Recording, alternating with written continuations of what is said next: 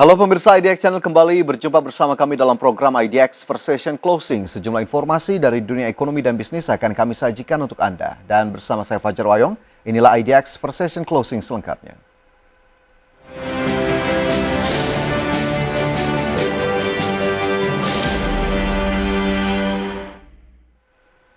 Kita ke informasi pertama, pemirsa. Indonesia dan Amerika Serikat menyepakati tarif resiprokal. Presiden Amerika Serikat Donald Trump resmi menetapkan Indonesia terkena tarif 19% atau turun jauh dari ketetapan awal yakni 32%.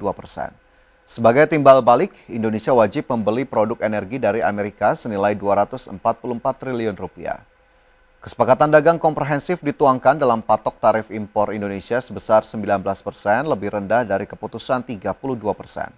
Trump mengatakan penurunan tarif menjadi 19% tersebut merupakan bagian dari kesepakatan dagang di mana Amerika Serikat tidak akan membayar tarif apapun dan Amerika juga akan memiliki akses penuh ke Indonesia. Selain itu, dalam unggahannya di media sosial, Trump juga mengatakan Indonesia telah berkomitmen untuk membeli 50 jet Boeing serta komitmen membeli energi Amerika senilai 15 miliar dolar Amerika, produk pertanian Amerika senilai 4,5 miliar dolar sebagai bagian dari kesepakatan tersebut.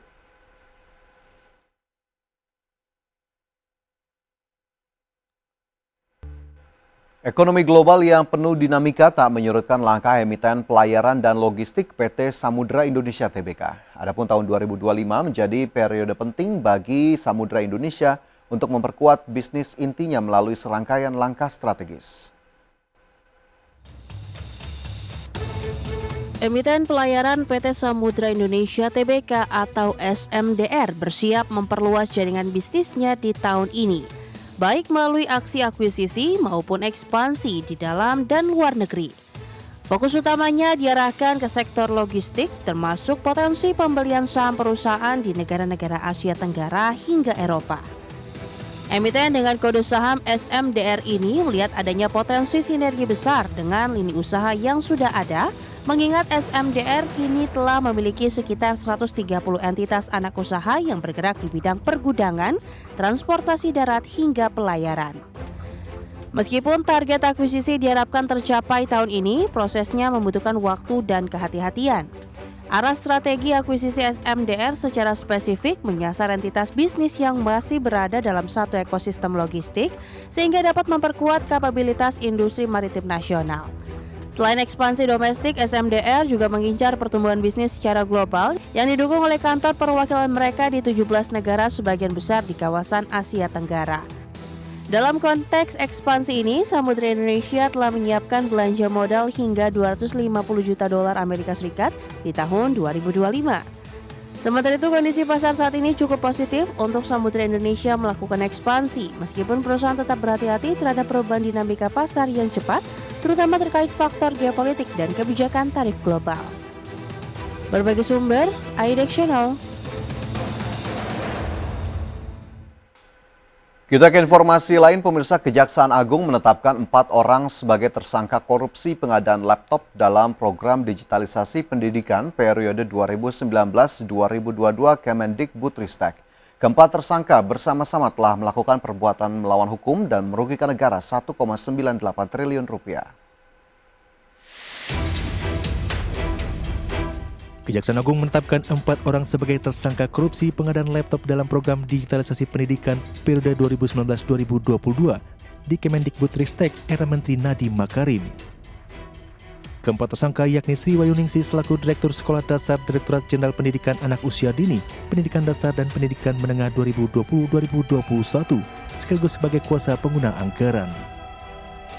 Mulyatsa selaku Direktur SMP Direktorat Jenderal Pendidikan Anak Usia Dini, Pendidikan Dasar dan Pendidikan Menengah, Juristan selaku Staf Khusus Nadiem, serta Ibrahim Arif, konsultan mantan Mendikbud Nadiem Makarim, periode Maret hingga September 2020. Direktur Penyidikan Jampitsus Kejagung Abdul Qahar menyebut keempat tersangka bersama-sama telah melakukan perbuatan melawan hukum dan merugikan negara 1,98 triliun rupiah.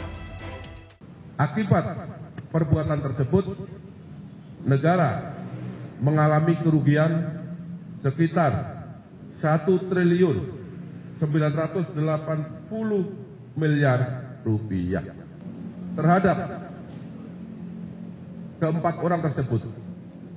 berdasarkan alat bukti yang cukup, maka pada malam hari ini penyidik menetapkan yang bersangkutan sebagai tersangka. Dalam kasus ini, penyidik menemukan indikasi adanya pemufakatan jahat melalui pengarahan khusus agar tim teknis membuat kajian pengadaan alat TIK berupa laptop dengan dalih teknologi pendidikan. Melalui kajian tersebut dibuat skenario seolah-olah dibutuhkan penggunaan laptop dengan basis sistem Chrome, yakni Chromebook. Padahal hasil uji coba yang dilakukan pada tahun 2019 telah menunjukkan bahwa pengguna 1000 unit Chromebook tidak efektif untuk sarana pembelajaran. Dari Jakarta, Tim Liputan IDX Channel.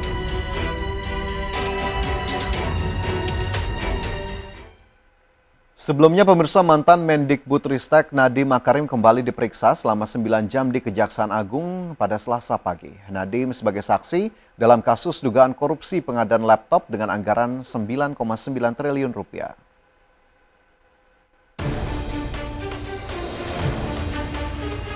Mantan Mendikbudristek Nadiem Makarim kembali diperiksa sebagai saksi dalam kasus dugaan korupsi pengadaan laptop dengan anggaran 9,9 triliun rupiah. Nadiem menjalani pemeriksaan selama 9 jam di Kejaksaan Agung sejak Selasa pagi. Usai diperiksa penyidik Kejaksaan Agung, Nadiem enggan berkomentar terkait saat ditanya awak media terkait materi pemeriksaan. Nadiem hanya menyampaikan terima kasih pada jaksa yang memberikannya kesempatan untuk menjelaskan kasus tersebut. Assalamualaikum warahmatullahi wabarakatuh. Saya baru saja selesai panggilan kedua saya dan saya ingin berterima kasih sebesar-besarnya kepada pihak kejaksaan karena memberikan saya kesempatan untuk memberikan penerangan terhadap kasus ini. Terima kasih sekali lagi untuk teman-teman media, izinkan saya kembali ke keluarga saya. Terima kasih.